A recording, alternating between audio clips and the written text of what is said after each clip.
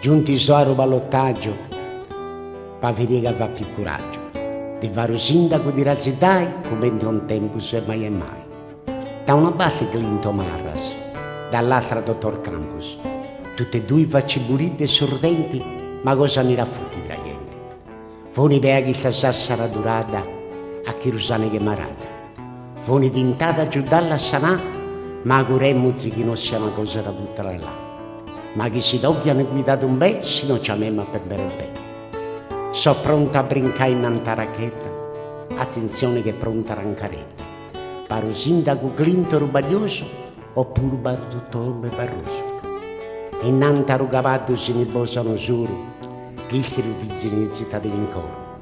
Cassiasi che piglia rubrigliotto, li dozzi li facciano in sassaresi, e non risosin che si naresi. I racchette alzato i dottori, non è detto che fosse abbassare i dolori, ma ormai come un'impiranza di non vedere salire oltre la lontananza.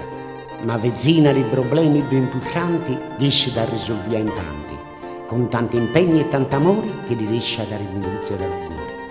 Magari con l'aiuto di Marras e di amici si raffutta ribassa. A giorno che bisogno da futtarsi, pensate a far pagare pochi dassi e arrangiato un pari razzidai, che nessuno ha fatto mai. Chi era avuta buona di non fare cosa ragallona, ma farli bene con attenzione senza il tracchi di vari cugoni.